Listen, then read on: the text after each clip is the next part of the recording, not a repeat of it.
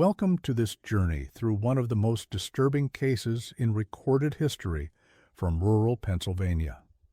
Before we begin, I invite you to leave a comment about where you're watching from and the exact time you heard this story.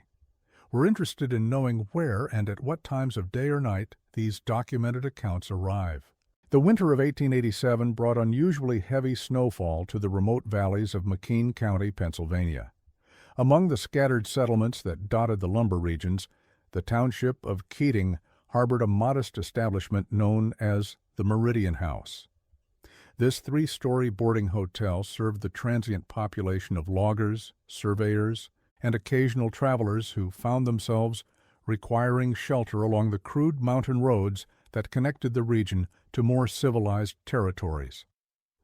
The building itself stood as an imposing structure against the stark winter landscape, its dark timber frame weathered by decades of harsh mountain storms and seasonal flooding from the nearby Kettle Creek. County records from the McKean Historical Society indicate that the Meridian House had been constructed in 1881 on the foundation of a former lumber camp that had operated during the peak years of Pennsylvania's logging boom.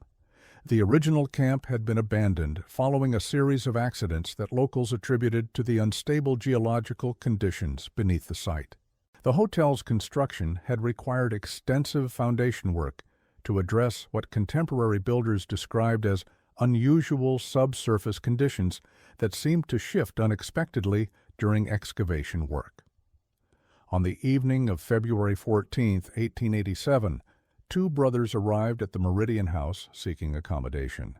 The hotel register, discovered decades later during renovations to the basement of the McKean County Historical Society, shows the names Cornelius Ashworth and Lysander Ashworth, both listing their residence as Philadelphia. The proprietor, a man named Ezekiel Thorne, noted in his daily ledger that the brothers requested quarters on the uppermost floor, specifically asking about access to the building's attic space for what they described as astronomical observations. Thorne's ledger entry, written in his characteristic precise handwriting, recorded that the brothers paid for a week's accommodation in advance using gold coins rather than the more common paper currency of the period. The Ashworth brothers presented themselves as educated men, both appearing to be in their 30s. Contemporary witness accounts compiled by Constable Obadiah Pierce describe Cornelius as approximately 5 feet and 10 inches in height, with dark hair and a meticulously maintained beard. He carried himself with the bearing of someone accustomed to academic or professional environments and spoke with what several witnesses described as a refined Eastern accent that suggested extensive formal education.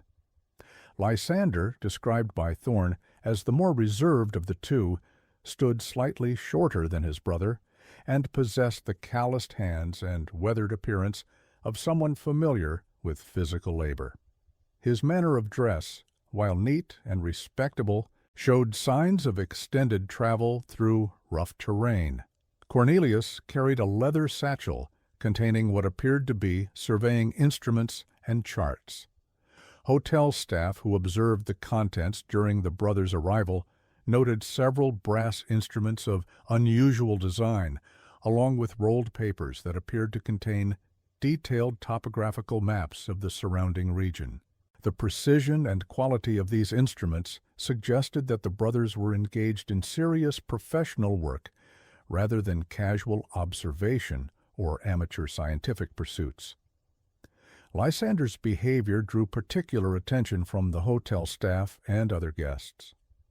He remained largely silent during their brief interaction with the hotel personnel, though several witnesses later recalled his habit of constantly checking a pocket watch and his apparent fixation with the building's upper floors. During the evening meal served in the hotel's dining room, other guests observed that Lysander would periodically excuse himself to step outside, ostensibly to observe weather conditions, but actually to conduct what appeared to be careful examination of the building's exterior structure and surrounding landscape. Contemporary accounts from the period suggest that the brothers had been traveling through the Pennsylvania wilderness for several weeks, making inquiries about land parcels and mineral rights in the remote regions surrounding the Allegheny National Forest. A letter discovered in 1962 during the demolition of Kemp's General Store in nearby Austin provides insight into their activities during this period. The letter, addressed to a business associate identified only as J. Morrison in Philadelphia, was written in Cornelius's distinctive handwriting and expressed optimism about what he termed promising developments in the Highland Territories. The letter, preserved in the archives of the Pennsylvania Historical Society, contains several intriguing passages that suggest the brothers' true purpose in the region. Cornelius wrote, "The geological formations we have encountered exceed our most optimistic projections. The limestone substrate shows clear evidence of extensive natural cavitation, with multiple access points that could accommodate our intended operations. Local residents appear unaware of the potential value of their properties, and several parcels remain available for acquisition through intermediary arrangements." Further passages in the letter indicate that the brothers had been conducting systematic surveys of the region for at least 2 months prior to their arrival at the Meridian House. They had apparently established a network of local contacts who provided information about property ownership, historical mining activities, and geological features that might indicate valuable mineral deposits. The letter references productive discussions with county officials regarding available properties and mentions preliminary agreements with several landowners who remain unaware of our true objectives. The Meridian House occupied a peculiar position in the local geography that made it particularly suited to the brothers' apparent purposes. Built in 1881 on the site of a former logging camp, the structure had been designed with an unusually spacious attic that served as storage for the seasonal equipment of various traveling professionals. The building's location provided convenient access to several important transportation routes, while maintaining sufficient isolation to conduct activities without attracting unwanted attention from curious neighbors or traveling authorities. The third floor of the hotel contained only 4 guest rooms, numbered 5 through 8, while the attic itself was accessible through a narrow staircase that led to a large, open chamber beneath the peaked roof. This chamber measured approximately 40 feet in length and 20 feet in width, with a sloped ceiling that followed the building's roofline. The space typically housed discarded furniture, seasonal supplies, and the occasional storage trunk left by previous guests who had failed to return for their belongings. Hotel records indicate that the Ashworth brothers had specifically requested access to this attic space, claiming they required an elevated observation point for conducting astronomical measurements.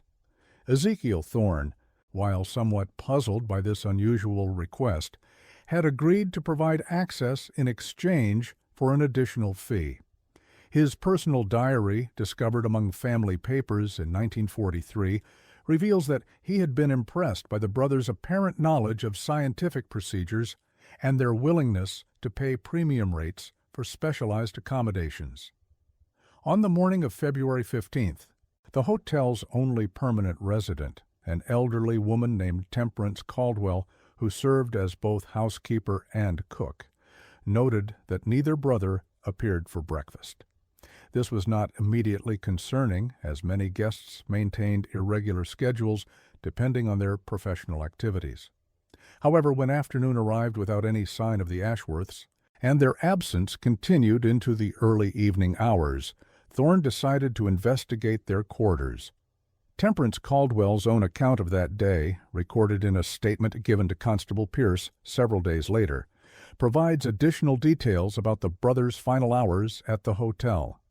She reported that during the night of February 14th, she had been awakened by sounds from the upper floors that she described as rhythmic scraping, as though someone were moving heavy furniture across wooden floors. The sounds had continued intermittently throughout the night, accompanied by what she characterized as muffled conversations conducted in urgent whispers.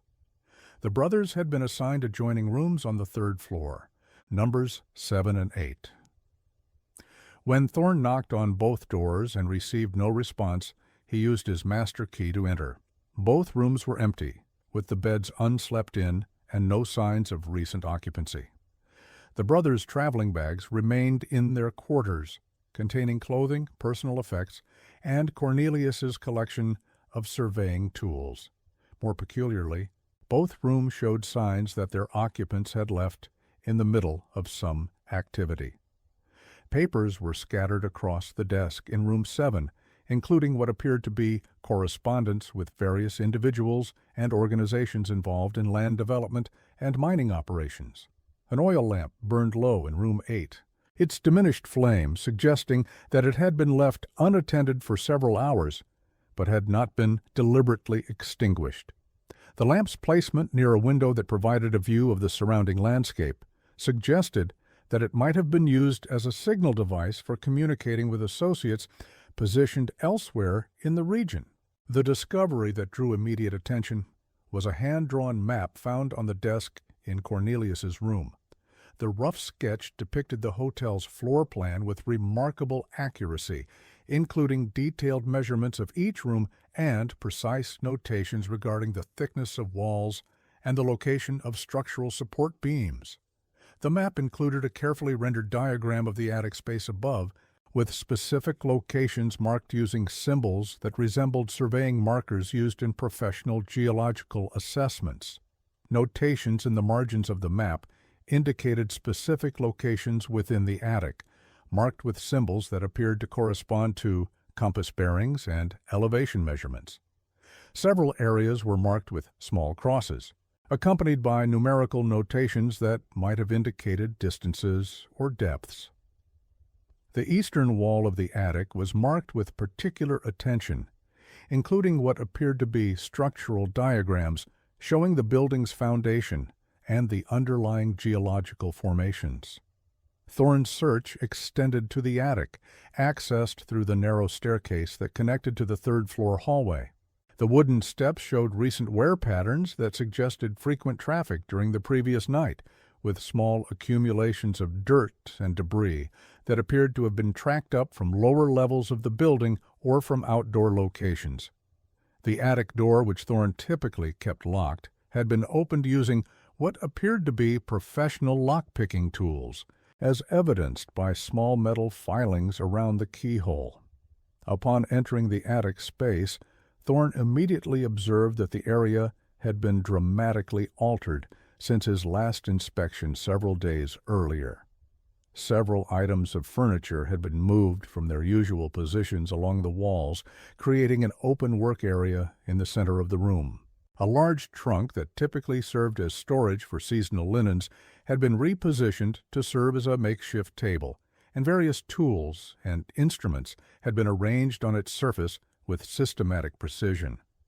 The wooden floor showed extensive scuff marks and what appeared to be tool marks near the building's eastern wall. Most significantly, a section of the floorboards measuring approximately 3 feet by 4 feet had been partially pried up, revealing the structural beams beneath and providing access to the space between the attic floor and the ceiling of the rooms below. The removed floorboards had been carefully set aside, suggesting that the work had been conducted with attention to concealing any evidence of disturbance. The investigation that followed involved the limited law enforcement resources available in the remote county during the winter months. Constable Obadiah Pierce arrived from the county seat in Smethport 2 days later. Accompanied by his deputy, a young man named Jeremiah Walsh, and a local physician named Dr. Phineas Rothwell, who served as the region's coroner when circumstances required professional medical examination of suspicious situations. Dr. Rothwell's examination of the scene, documented in his official report filed with the county authorities, noted several disturbing discoveries that would perplex investigators for decades to come. His medical training provided insights that proved crucial to understanding the brothers' activities during their final night at the hotel. the physician observed that the tools used to remove the floorboards showed evidence of systematic planning and professional expertise in construction or excavation work. Beneath the disturbed floorboards, workers found a collection of items that defied immediate explanation. Wrapped in oiled cloth were several glass vessels containing what appeared to be soil samples from various locations throughout the region. Each container was carefully labeled with geographic coordinates and dates stretching back several months, suggesting that the brothers had been conducting extensive geological surveys throughout the autumn and winter of 1886 and 1887. The soil samples, when examined by Dr. Rothwell, using the basic analytical methods available at the time, revealed compositions that varied significantly from the typical geological formations found in McKean County. Several samples contained mineral traces associated with deep underground formations, while others showed evidence of previous processing or refinement that suggested they had been collected from active or abandoned mining operations. Alongside these specimens were detailed sketches of geological formations, mineral deposits, and what appeared to be architectural drawings of underground chambers. The drawings demonstrated a level of technical expertise that exceeded casual observation or amateur geological interest. The sketches included precise measurements, structural analyses, and notations regarding load-bearing capacity and excavation requirements that suggested professional engineering knowledge. More troubling was the discovery of a leather journal containing entries written in Lysander's distinctive handwriting. The journal, bound in high-quality leather and secured with brass fittings, contained approximately 200 pages of detailed observations, calculations, and planning notes that documented the brothers' activities over a period of several months. The final entries, dated February 14th and early morning February 15th, described what the writer termed confirmation of the theoretical framework and references to accessing the lower chambers through the established entry point. The journal's earlier pages documented the brothers' travels through Pennsylvania's remote regions, cataloging their observations of unusual geological formations and abandoned mining operations. Entries from December 1886 described visits to sites throughout McKean, Potter, and Cameron counties, with detailed assessments of mineral potential and accessibility for extraction operations. The brothers had apparently developed a systematic methodology for evaluating potential sites, considering factors including geological composition, transportation access, and local population density. Particularly intriguing were references throughout the journal to the Highland Project and coordination with Philadelphia associates. These entries suggested that the brothers' activities were part of a larger organized effort involving multiple individuals and substantial financial resources. References to shipment schedules and processing arrangements indicated that any materials extracted from the sites would be transported to facilities located outside the immediate region. Constable Pierce's investigation expanded beyond the hotel itself to include examination of the surrounding area for any signs of the brothers' departure. His official report, filed with the McKean County authorities on February 20, 1887, noted several additional peculiarities that deepened the mystery surrounding their disappearance. The constable and his deputy conducted a systematic search of the hotel grounds and the immediately surrounding forest, looking for footprints, discarded items, or other evidence that might indicate the direction of the brothers' departure. The complete absence of tracks leading away from the hotel through the snow-covered landscape proved particularly puzzling.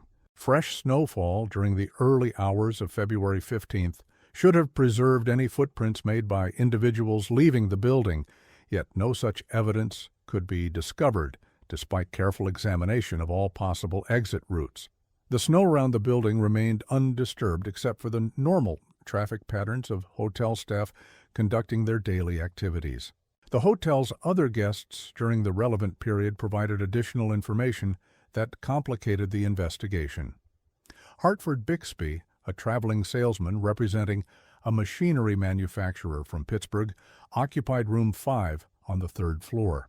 His testimony to Constable Pierce described hearing sounds from the attic during the late evening of February 14th, which he characterized as rhythmic scraping accompanied by occasional thuds, as though heavy objects were being moved across wooden floors. Amos Whitmore, a timber surveyor employed by a logging company from Bradford, had been assigned room 6 and reported similar observations. His professional experience with construction and excavation work led him to conclude that the sounds indicated systematic removal of building materials, possibly floorboards or wall panels. Whitmore noted that the sounds followed a pattern consistent with careful, methodical work rather than random or hurried activity. Both guests reported that the sounds from the attic had continued intermittently throughout the night, with periods of activity alternating with intervals of silence. The pattern suggested that multiple individuals were involved in the work, coordinating their efforts to accomplish specific tasks within the limited time available during the overnight hours. Local authorities conducted a thorough search of the surrounding wilderness, focusing on the network of abandoned mining shafts and logging trails that crisscrossed the mountainous terrain. The search effort, organized by Constable Pierce and involving nearly 30 volunteers from nearby settlements, continued for 10 days despite increasingly harsh weather conditions that made travel through the forest dangerous and exhausting. The volunteers included experienced woodsmen familiar with the region's geography, as well as former miners who possessed knowledge of the numerous abandoned excavations that dotted the landscape. Their collective expertise in tracking and wilderness survival should have been sufficient to locate any traces of the missing brothers, assuming they had departed the hotel through conventional means. No trace of the Ashworth brothers was discovered during the extensive search, nor any indication of their direction of travel. The search teams examined numerous abandoned cabins, mining shafts, and natural caves that could have provided temporary shelter for individuals traveling through the region during winter conditions. Several sites showed signs of recent habitation, but none contained evidence that could be definitively linked to the missing brothers. The investigation expanded when Dr. Rothwell, intrigued by the geological specimens found in the hotel's attic, contacted colleagues at the University of Pennsylvania's Department of Earth Sciences. His letter, dated February 25, 1887, described the unusual mineral compositions observed in the soil samples and requested professional analysis using the advanced laboratory equipment available at the university. The response from Professor Aldrich Pemberton of the university's geology department, received in early March, provided disturbing confirmation of Dr. Rothwell's preliminary observations. The soil samples contained mineral traces typically associated with deep cave systems and underground water sources, suggesting that the brothers had been exploring subterranean environments rather than conducting surface-level geological surveys. Professor Pemberton's analysis identified several mineral compounds that were not known to occur naturally in McKean County's documented geological formations. The presence of these materials suggested that the samples had been collected from underground locations that accessed different geological strata, possibly through natural cave systems or artificial excavations that penetrated to significant depths below the surface. This discovery led to renewed speculation about the region's geological history and the possibility that the Ashworth brothers had discovered previously unknown cave systems or mineral deposits. McKean County's landscape included numerous natural caves and abandoned mine shafts, remnants of both Native American habitation and more recent European mining operations that had exploited iron ore and other minerals during the mid-19th century. Several local residents reported that the Meridian House's location had been chosen specifically because of underground springs that provided a reliable water source for the hotel's operations. The building's well, drilled during the original construction in 1881, had encountered several underground streams and had required specialized techniques to ensure adequate water supply while preventing contamination from surface drainage. The mystery deepened when researchers examining the brothers' journal identified references to correspondence with academic institutions in Philadelphia and New York. Letters discovered in the archives of the Academy of Natural Sciences revealed that Cornelius Ashworth had been investigating reports of unusual geological phenomena in Pennsylvania's remote regions, specifically focusing on what he described as access points to extensive subterranean systems.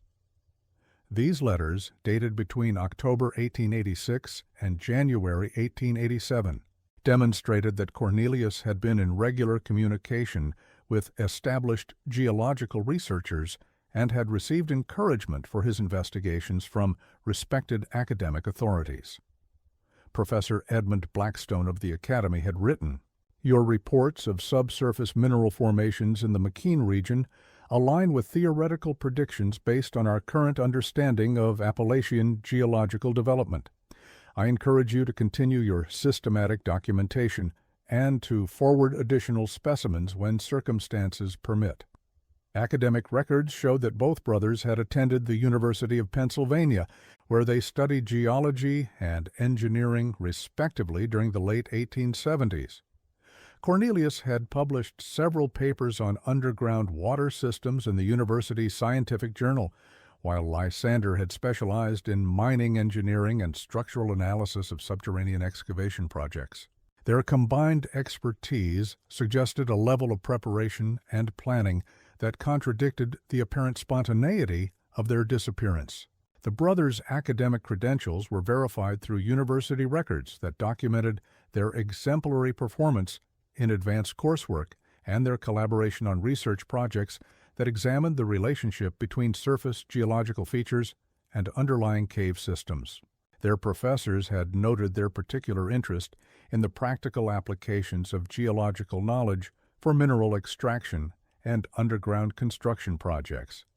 The investigation stalled in the spring of 1887, when county authorities concluded that the brothers had likely become lost in the wilderness and perished due to exposure or accident. The official determination was based largely on the absence of any credible evidence suggesting foul play and the reasonable assumption that individuals unfamiliar with the region's challenging terrain could easily have become disoriented during winter conditions. However, the case remained open in the files of Constable Pierce, who continued to receive occasional reports of unusual activities in the vicinity of the Meridian House throughout the following months.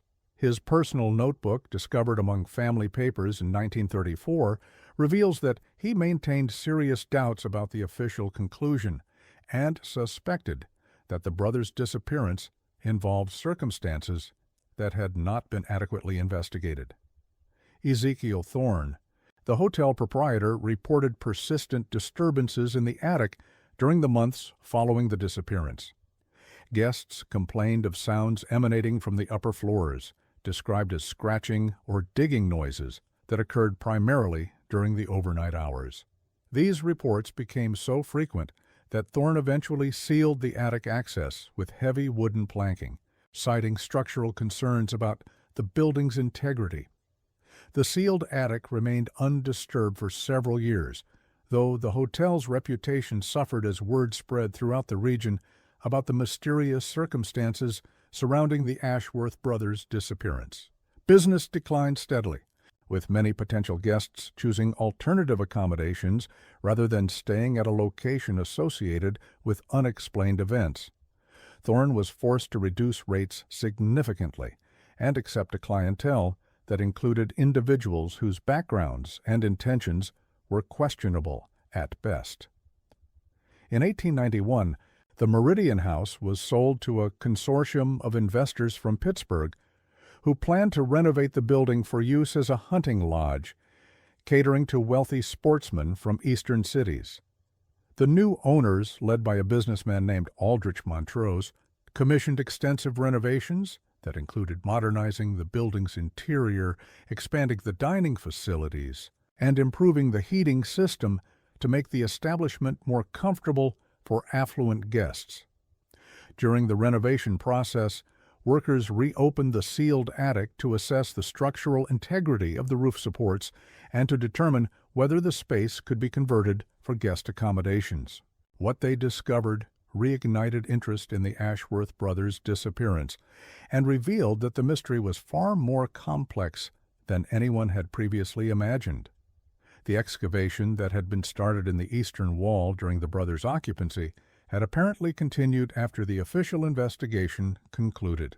The hole now extended several feet into the building's foundation and showed clear signs of systematic work that had been conducted over an extended period. The excavation demonstrated professional techniques and careful attention to structural safety, suggesting that whoever had continued the work possessed significant engineering expertise. More disturbing was the discovery of additional items that had not been present during the original investigation. Hidden beneath loose floorboards in areas that had not been disturbed during Constable Pierce's search were several notebooks containing detailed observations written in multiple handwritings. The notebooks documented systematic explorations of underground passages beneath the hotel, complete with hand-drawn maps and sketches of subterranean chambers. The notebooks revealed that the excavation had successfully breached the foundation wall, providing access to a natural cave system that extended beneath the building and connected to underground passages throughout the region. The writers described a network of interconnected chambers, some containing evidence of previous human habitation that appeared to predate European settlement of the area. References to stone arrangements and carved markers suggested that the underground spaces had been used by earlier occupants, possibly Native American groups who had utilized the cave system for shelter or ceremonial purposes. The notebooks contained detailed descriptions of artifacts discovered in various chambers, including stone tools, pottery fragments, and what appeared to be deliberate arrangements of rocks that might have served astronomical or religious functions. Montrose contacted the county sheriff about the discovery, leading to a renewed investigation led by Sheriff Isaiah Crenshaw, who had succeeded Constable Pierce following the constable's retirement in 1889. Sheriff Crenshaw's examination of the underground passages revealed a complex system of natural caves that connected to several abandoned mine shafts in the surrounding hills, creating an extensive network that could be accessed from multiple surface locations. The investigation team, equipped with proper lighting equipment and safety gear appropriate for underground exploration, mapped several hundred feet of underground passages during the initial survey.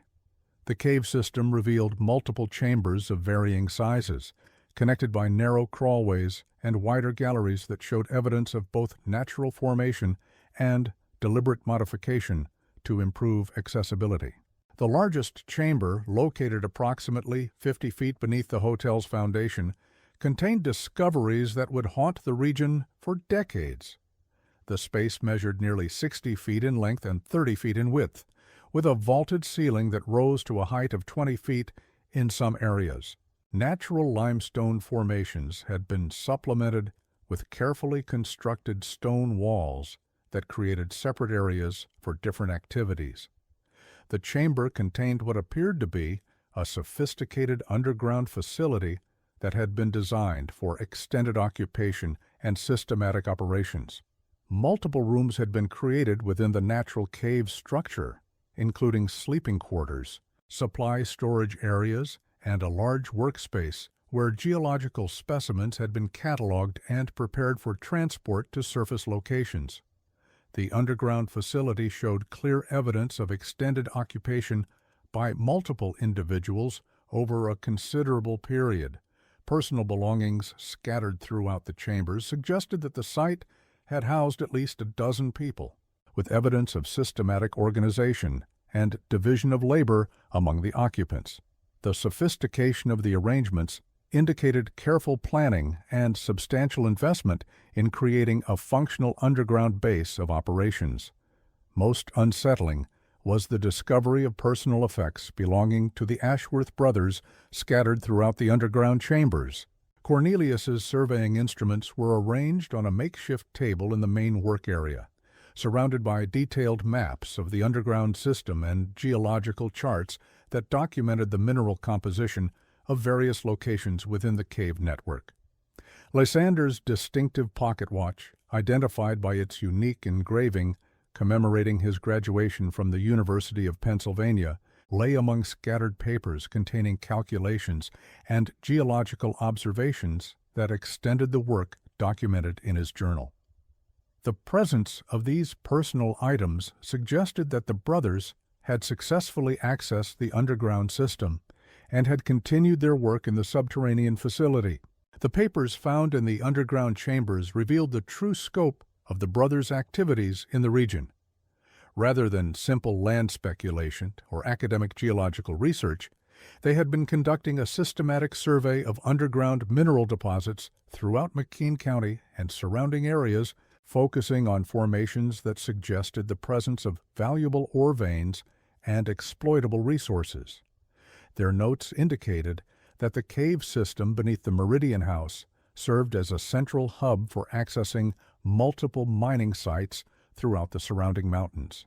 The underground network provided concealed transportation routes that allowed movement of personnel and equipment without detection by surface authorities or curious local residents. Sheriff Crenshaw's investigation revealed that the Ashworth brothers had not been working alone in their underground operations. References in their notes mentioned other individuals involved in the survey work, identified only by initials and coded designations that suggested a larger organization with carefully maintained operational security protocols. The evidence recovered from the underground facility indicated that the survey work had progressed far beyond mere exploration and documentation. Heavy tools, blasting materials, and ore processing equipment suggested that active extraction had begun in several locations within the cave system, with systematic efforts to identify and exploit the most valuable mineral deposits. The sophistication of the operation implied significant financial backing and careful coordination among multiple participants. The equipment found in the underground chambers included specialized mining tools that would have been expensive to acquire and transport to such a remote location. The presence of chemical processing materials suggested that preliminary refinement of extracted materials had been conducted underground before transport to facilities located elsewhere. However, the abandoned nature of the underground facility raised troubling questions about the fate of its occupants. The hasty evacuation suggested that something had gone wrong with the operation, forcing the miners to abandon their work and equipment without time for proper shutdown procedures or recovery of valuable materials and instruments. Signs of structural instability in several passages indicated that the mining operations may have weakened the underground system, creating dangerous conditions that threatened the safety of anyone working in the chambers. Partially collapsed areas and unstable rock formations suggested that the extraction work had been conducted without adequate attention to geological safety considerations. The investigation expanded to include examination of abandoned mining claims and property records throughout the region. County records revealed that several properties had been purchased through intermediaries during the months preceding the Ashworth brothers' arrival at the Meridian House, suggesting a coordinated effort to secure mineral rights without attracting attention to the scope of the planned operations.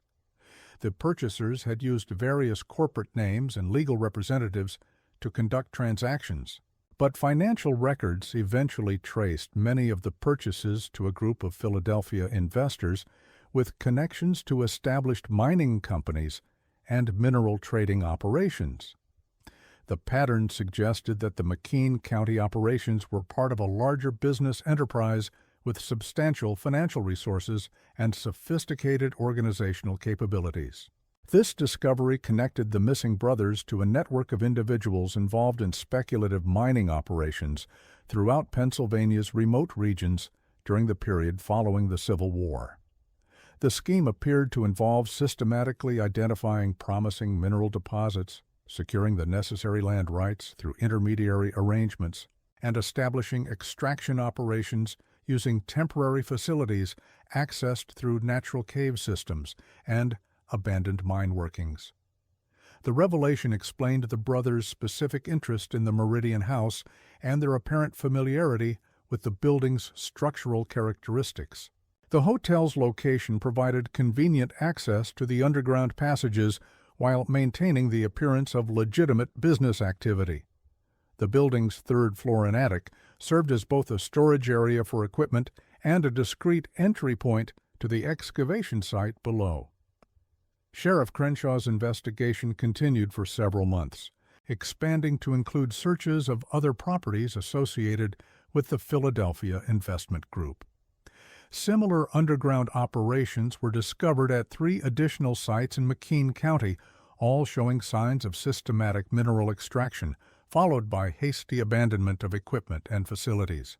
The pattern observed at multiple sites suggested that the entire network had been shut down simultaneously, possibly in response to a specific threat or development that endangered the continued operation of the extraction activities. The coordinated nature of the abandonment indicated that the organization possessed effective communication systems and contingency plans for rapid evacuation of personnel and critical equipment. The investigation eventually stalled due to jurisdictional complications arising from the interstate nature of the criminal enterprise and lack of cooperation from Philadelphia authorities, who claimed that the individuals involved had left their jurisdiction and could not be located for questioning. Without clear evidence of federal crimes that would justify involvement by federal law enforcement agencies, local authorities lacked the resources and authority to pursue the matter through formal legal channels. Interest in the case was revived in 1903 when a severe spring flood damaged the foundation of the Meridian House, now operating as the Mountain View Lodge under different ownership following Montrose's bankruptcy in 1898. Floodwaters entering the basement revealed additional passages that had not been discovered during previous investigations, suggesting that the underground system was even more extensive than originally believed. The newly accessible areas contained evidence of more recent activity that indicated the underground operations had continued secretly after the official investigation ended in the 1890s. Workers found modern equipment dated to the late 1890s and early 1900s, along with documents indicating that mining activities had resumed under different organizational structures and with different personnel. Among the documents were letters addressed to individuals using the names Cornelius and Lysander, though the surnames differed from the original Ashworth identification. The correspondence discussed progress in re-establishing the Highland operations and referenced previous setbacks that had forced a temporary suspension of activities. The letters suggested that at least some of the original participants had returned to continue their work under new identities. The discovery raised fundamental questions about the true identity of the missing brothers and the possibility that their disappearance had been deliberately staged as part of a larger deception designed to divert attention from ongoing criminal activities. Handwriting analysis of the letters revealed similarities to the writing samples found in the brothers' original journals, though the evidence was not conclusive enough to establish positive identification. This revelation prompted a comprehensive review of the original investigation records, revealing several inconsistencies and oversights that had been overlooked during the initial inquiry.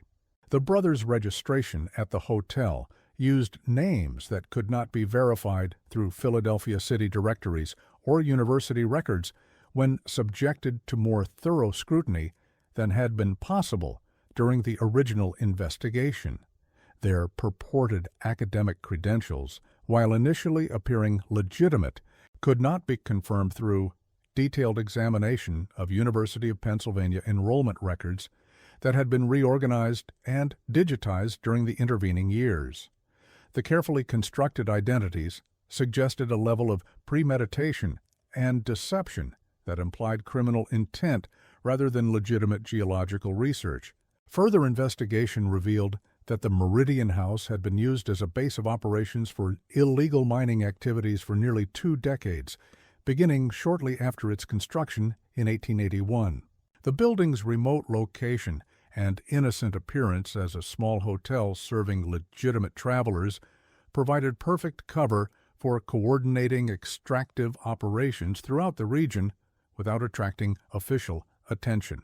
The supposed disappearance of the Ashworth brothers appeared to have been orchestrated to divert attention from the ongoing criminal enterprise, while allowing the core participants to assume new identities and continue their activities under different organizational structures.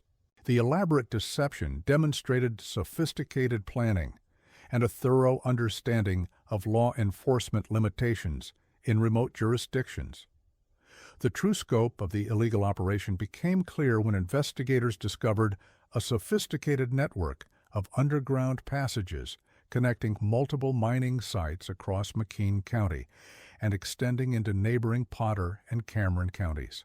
The system had been developed gradually over many years using natural cave formations and abandoned mine shafts to move equipment and extracted materials without detection by surface authorities.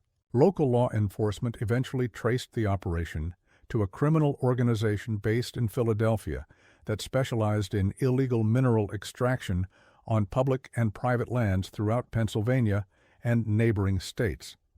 The group used various front companies and false identities to secure access to promising locations, then established covert mining operations that avoided regulatory oversight and tax obligations imposed on legitimate mining companies. The criminal organization had operated according to sophisticated business principles, maintaining detailed financial records and employing individuals with legitimate expertise in geology, engineering, and mining operations. The group's success had depended on their ability to identify valuable mineral deposits that had been overlooked by established mining companies, and to extract materials using techniques that minimized surface disturbance and official detection. The Ashworth brothers, whose real names were eventually determined to be Dmitry and Alexander Kozlov, had served as advance scouts for the organization, identifying suitable locations and establishing the infrastructure necessary for extraction operations. Their apparent expertise in geology and mining engineering made them valuable assets in evaluating potential sites and planning efficient extraction procedures. The Kozlov brothers were Latvian immigrants who had entered the United States illegally in the 1870s and had become involved in criminal activities to support themselves while avoiding detection by immigration authorities. Their education in European technical institutions had provided them with skills that were valuable to criminal organizations engaged in sophisticated theft and fraud schemes.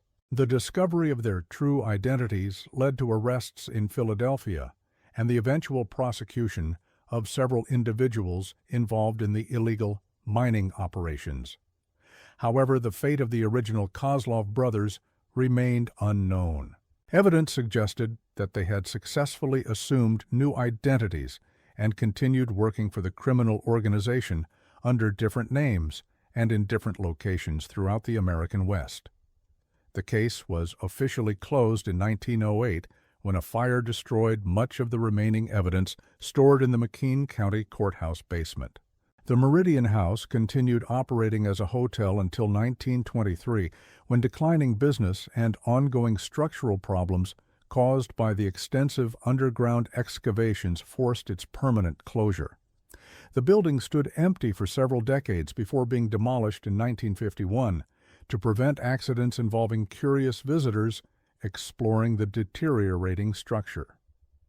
During the demolition process, workers discovered additional chambers beneath the building that had not been accessed during previous investigations. These spaces contained the most comprehensive evidence related to the original criminal operations and provided final confirmation of the scope and sophistication of the illegal mining enterprise. Hidden in a sealed chamber were the personal effects of multiple individuals who had participated in the underground operations over a period of nearly 40 years. The collection included items that matched descriptions of belongings carried by the missing Kozlov brothers, along with documents that trace the organization's activities from the 1880s through the early 1920s. Among the discoveries were several journals documenting the daily activities of the underground mining operation over many years. The entries, written by various individuals who had participated in different phases of the enterprise, described a systematic effort to extract valuable minerals while avoiding detection by law enforcement and regulatory authorities. The journals revealed the fate of individuals who had attempted to leave the organization or who had threatened to expose the illegal activities to authorities. Several entries described confrontations with workers who had become unreliable or who had demanded larger shares of the profits generated by the extraction operations. The organization had apparently employed intimidation and violence to maintain control over its operations and to prevent exposure of the criminal enterprise by disgruntled participants or former employees. The systematic approach to eliminating security threats demonstrated the ruthless nature of the individuals who controlled the organization. The final entries in the journals, dated to 1923, described the organization's decision to abandon the Pennsylvania operations permanently due to increased law enforcement attention and declining profitability of the remaining accessible mineral deposits. The leadership had apparently relocated to mining regions in Colorado and Montana, where regulatory oversight remained minimal and opportunities for profitable illegal extraction were greater. The case was finally considered resolved in 1962 when the Federal Bureau of Investigation released documents related to a decades-long investigation of organized criminal activities in the mining industry throughout the western United States. Among the materials were photographs and fingerprint records that confirmed the true identities of several individuals involved in the Pennsylvania operations. The federal investigation revealed that similar illegal mining operations had been conducted in numerous states, involving hundreds of participants and generating millions of dollars in illegal profits over a period of more than 50 years. The Pennsylvania operations had served as a model for criminal mining enterprises established in other regions, where geographical isolation and limited law enforcement resources created opportunities for systematic resource theft. The environmental damage caused by the unregulated extraction operations had lasting effects on McKean County's water systems and forest habitats. Contamination from chemical processing activities had polluted underground streams and had contributed to the decline of fish populations in several watersheds. The legacy of environmental destruction served as a reminder of the long-term costs of criminal exploitation of natural resources.